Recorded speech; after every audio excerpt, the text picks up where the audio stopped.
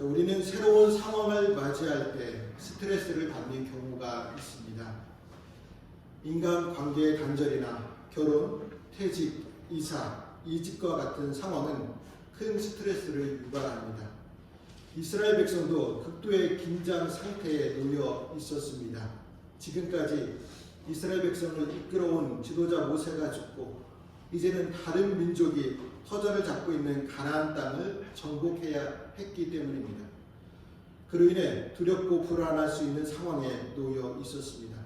특히 새로운 지도자로 세워진 여호수아는 과연 내가 이 일을 해낼 수 있을까 하는 두려움에 사로잡혔습니다. 그때 하나님께서 새로운 지도자 여호수아와 이스라엘 백성들에게 꼭 필요한 말씀, 내가 함께하니 강하고 담대하라는 말씀을 들려주셨습니다. 오늘날 사건 사고로 인해 두려움 가운데서 새해를 맞이하는 우리에게도 함께하시는 하나님께서 강하고 담대하라고 말씀을 주십니다. 그리고 인해 오늘 본문 말씀을 통해 어떻게 하면 강하고 담대한 사명자가 될 수 있을지 말씀을 나누겠습니다. 먼저는 사명에 신실해야 합니다. 1절과 2절 말씀을 다시 한번 읽어보겠습니다. 여호와의 종 모세가 죽은 후에 여호와께서 모세의 수종자 눈의 아들 여호수아에게 말씀하여 이르시되 내 종 모세가 죽었으니 이제 너는 이 모든 백성과 더불어 일어나 이 요단을 건너 내가 그들 곧 이스라엘 자손에게 주는 그 땅으로 가라. 여호수아서는 모세가 죽은 시점부터 이야기가 전개됩니다. 40여 년 광야 생활의 마침표를 광야의 지도자였던 모세의 죽음과 함께 찍게 되었습니다. 하나의 막이 끝나고 새로운 막을 여는 시간이었습니다. 하지만 이스라엘 민족은 자신들이 마주 대하고 있는 시간과 공간을 두려워할 수밖에 없었습니다. 요단강을 건너야 하고 가나안 땅을 싸워서 정복해야 했기 때문입니다. 그러니까 이스라엘에게 더 큰 문제가 있었는데 백성들을 인도하던 지도자 모세가 죽었다는 것이었습니다. 이스라엘에게서 지도자의 죽음은 쉬운 문제가 아니었습니다. 모세가 어떤 지도자였습니까? 마치 하나님과 같았던 지도자였습니다. 430년 동안 노예로 있었던 애굽에서 구출해내었고 홍해를 지팡이로 갈라내었으며 하나님과 대면하여 율법을 받았고 반석에서 물이 나오게 하였으며 반역의 무리를 땅이 갈라져 삼키게 하였던 지도자가 모세였습니다. 물론 하나님께서 다 행하신 역사였지만 그 역사를 모세를 통해 나타나셨기 때문에 백성들은 모세를 하나님처럼 섬기며 따랐습니다. 그런 지도자가 가나안 땅을 정복해야 할 이 시점에 자신들 곁에 없었다는 것이죠. 그래서 이스라엘 백성들에게 지도자의 공백은 더 큰 두려움으로 다가왔습니다. 이와 같이 지도자가 누구냐에 따라서 그 공동체가 하나가 될 수 있고 그 공동체가 와해될 수 있습니다. 이 같은 문제는 언제든지 누구에게나 오기 마련이죠. 문제를 만난 사람들에게 하나님은 말을 건네십니다. 삶의 전환점에 서 있는 사람들에게 하나님은 언제나 말씀하십니다. 그로 인해 하나님은 이스라엘 민족에게 닥친 문제를 해결하시려고 여호수아를 새로운 지도자로 세워주셨습니다.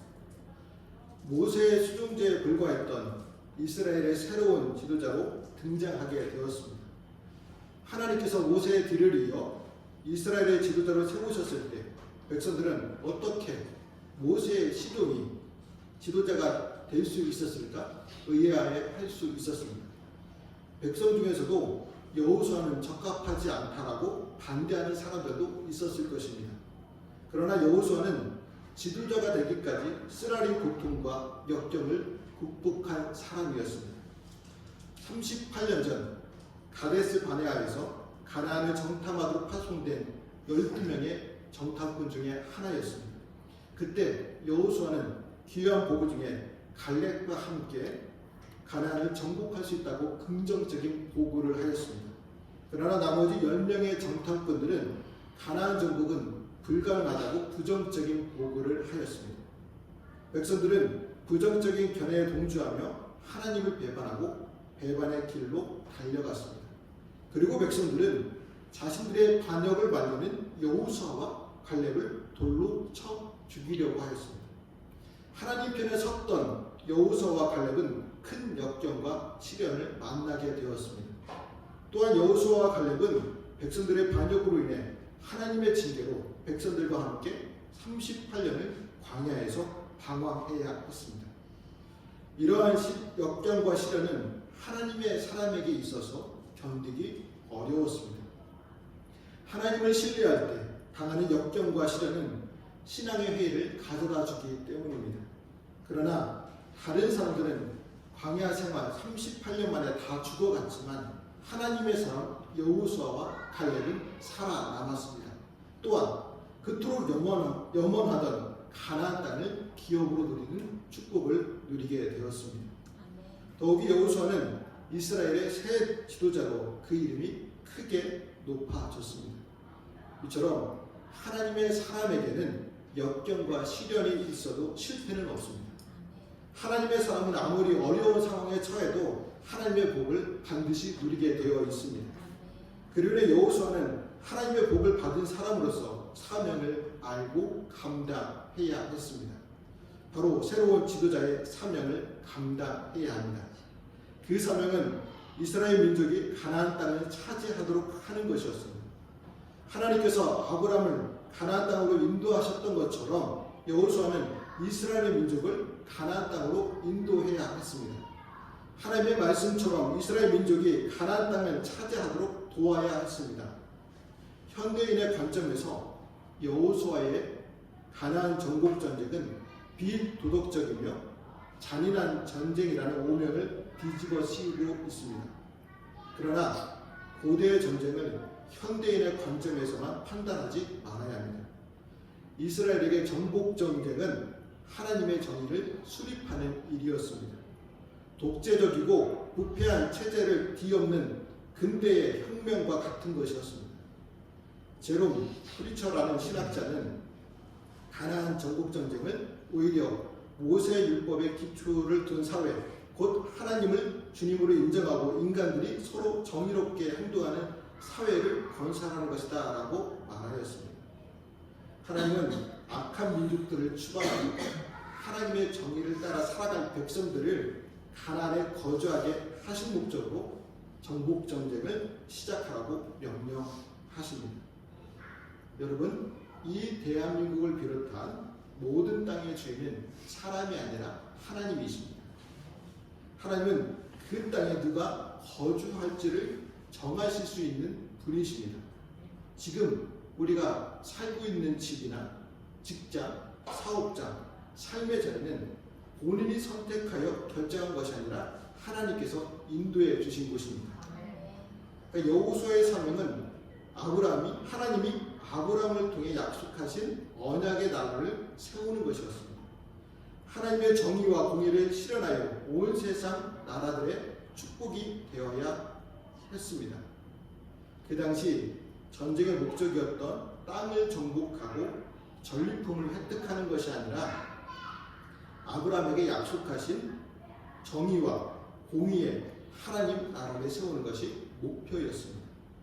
그것이 여호수아의 사명이었다는 것이죠. 이처럼 모든 사람에게는 각자의 사명이 있습니다. 저와 여러분에게도 사명이 있습니다. 사명은 자신의 성취감을 위한 것이 아닙니다. 오히려 다른 누군가를 위해 감당하기를 원하시는 나를 향한 하나님의 바람입니다. 새해 가정이나 일터에서 우리에게 맡겨주신 사명이 있죠. 특별히 교회에서 새롭게 맡겨주신 사명이 있습니다. 오늘 재직과 사역자를 임명하였는데 올해 우리에게 주시는 사명입니다. 교회 공동체를 위해 사명을 충성스럽게 잘 감당해야 합니다. 모세의 수종자에 불과했던 여호수아가 하나님께서 지도자로 세워진 결정적인 이유는 그의 충성됨에 있었습니다. 여호수아는 모세의 수종자로 모세를 하나님같이 섬겼으며 그의 말에 순종하고 자기가 맡은 직분을 충성스럽게 감당하였습니다. 하나님은 여호수아의 그 모습 보시고 300만 명이 넘는 이스라엘 백성 전체를 인도하여 가나안을 정복하는 큰 일을 맡겨주셨습니다. 이처럼 하나님은 작은 일에 충성된 자를 큰 일에도 사용하십니다. 자, 우리도 현재 자신에게 맡겨진 일이 아무리 사소하고 작은 일일지라도 충성해야 합니다. 현재 자신에게 맡겨진 일에 충성하지 못하면서도 큰 일을 하겠다고 생각하는 것은 큰 오산입니다. 생각해 보세요. 작은 일 하나도 감당하지 못하는데 어떻게 큰 일을 감당할 수 있겠습니까? 하나님께서 우리에게 맡겨진 사명을 잘 감당하십시오. 하나님은 우리의 충성을 보시고 하나님 나라를 위한 크고 놀라운 일도 맡겨주십니다. 그러므로 하나님께서 맡겨주신 사명을 신실하게 감당하시는 저와 여러분 되기를 축복합니다. 다음으로 하나님의 약속에 신실해야 합니다. 5절과 6절 말씀을 다시 읽어보겠습니다. 내 평생에 너를 능히 대적할 자가 없으리니 내가 모세와 함께 있었던 것 같이 너와 함께 있을 것이니라. 내가 너를 떠나지 아니하며 버리지 아니하리니 강하고 담대하라. 너는 내가 그들의 조상에게 맹세하여 그들에게 주리라 한 땅을 이 백성에게 차지하게 하리라. 네. 하나님은 우리가 하나님이 주신 사명을 성취하는 삶을 살려고 할 때 함께 해주십니다. 우리의 사명이 하나님이 주신 것이라면 신실하신 하나님이 그 일을 이루게 하십니다. 하나님은 사명을 이루며 사는 자기의 사람들을 홀로 두지 않으십니다. 혼자 싸우지 않게 하십니다. 또한 그 일이 실패로 끝나지 않게 해주십니다. 여호수아가 새로운 지도자로 세워졌지만 완벽하게 준비된 지도자는 아니었습니다. 분명 여호수아는요, 모세의 지도력 아래에서 힘과 의지를 다해 돕던 좋은 조력자였기에 많은 것을 보고 배울 수 있었습니다. 하지만 지도자로서 사람들을 이끄는 역할을 감당하기에 스스로 부족함을 느꼈던 것이죠. 사실 사람이 전혀 생소한 곳을 방문하고 새로운 일을 시작한다는 것은 두려운 일입니다. 목적지로 잘 찾아갈 수 있을까? 새로 시작한 일이 잘 진행될 수 있을까? 염려하며 두려워하게 되죠.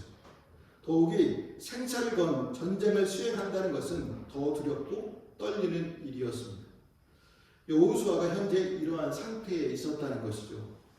모세도 인도해 드리지 못했던 가나안의 이스라엘 민족을 인도해 드리라는 중대한 사명으로 염려하며 두려워했습니다.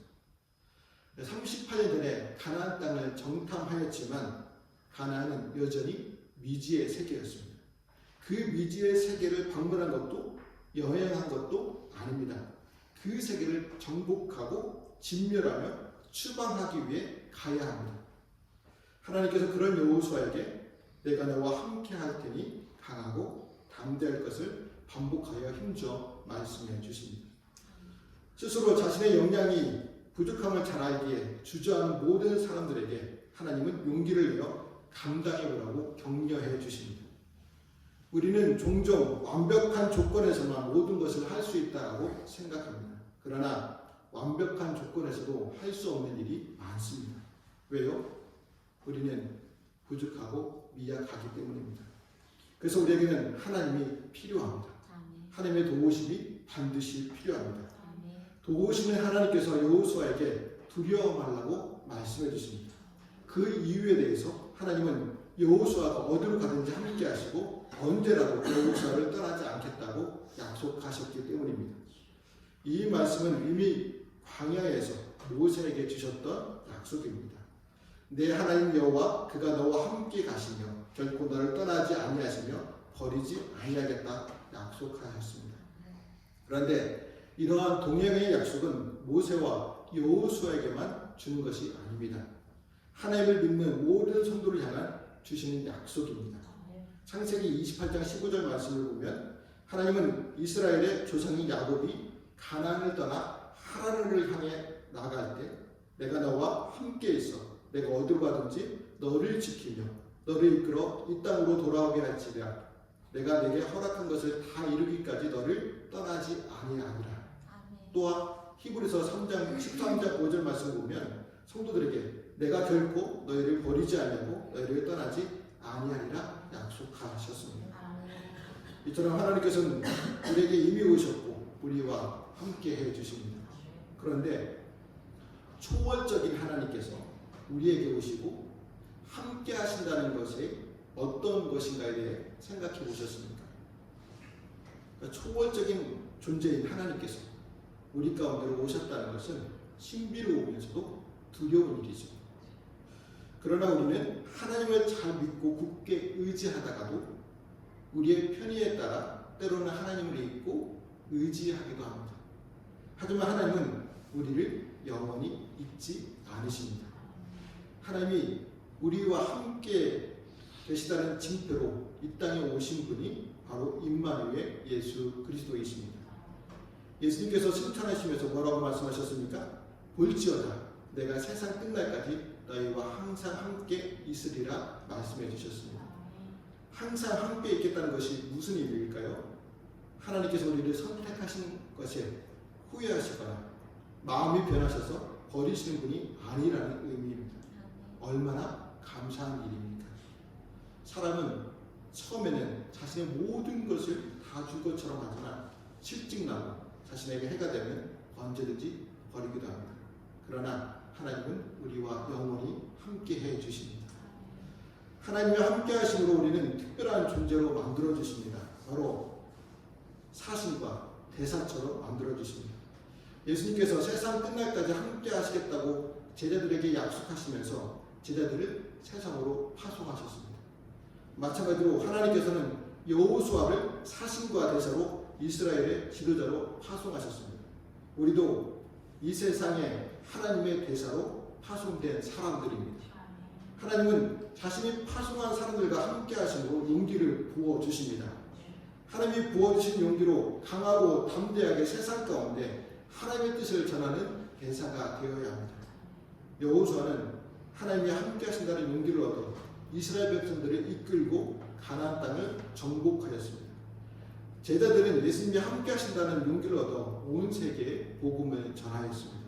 우리도 하나님이 함께 하신다는 용기를 얻어 우리가 있는 곳을 하나님의 나라로 세워가야 합니다. 우리가 있는 자리를 하나님 나라로 세운다는 것은 쉬운 일이 아닙니다. 많은 고난이 있을 수 있습니다. 때로는 부모와 형제와 자녀들에게 싫은 소리를 들을 수 있습니다. 그럴지라도 구원의 문제이기에 강하고 담대한 마음으로 포기하지 말고 하나님의 나라로 세워가야 합니다. 적들이 얼마나 강하고 그 길이 얼마나 험하며 우리가 가진 자원이 얼마나 부족한지는 중요하지가 않습니다. 하나님이 명령하셨고 지시하셨다면 하나님이 함께 하셔서 그 일을 이루심을 믿어야 합니다. 신실하신 하나님께서 우리와 함께 해 주십니다. 그러므로 하나님의 약속에 신실함을 믿고 강하고 담대하게 사명을 감당하시기를 바랍니다. 마지막으로 하나님의 말씀에 신실해야 합니다. 7절 말씀도 같이 읽어보겠습니다. 오직 강하고 극히 담대하여 나의 종 모세가 내게 명령한 그 율법을 다 지켜 행하고 오르나 좌우나 치우치지 말라. 그리하면 어디로 가든지 형통하리니. 놀랍게도 하나님은요 이제 곧 전쟁에 나설 여호수아에게 어떻게 군사를 대비하고 백성들을 훈련해야 할지 적들을 어떻게 물리쳐야 할지 대한 전술을 알려주지 않으셨습니다. 다만 하나님의 백성들에게 승리가 무엇인지에 대해서 가르쳐 주십니다. 진정한 승리는 하나님의 율법을 따라 하나님의 뜻을 분별하고 행하는 데서 나온다고 가르쳐 주십니다. 그러니까 이스라엘은 하나님을 떠나 불의하고 부패한 세상에 온 세상의 축복이 될 나라를 세워야 합니다.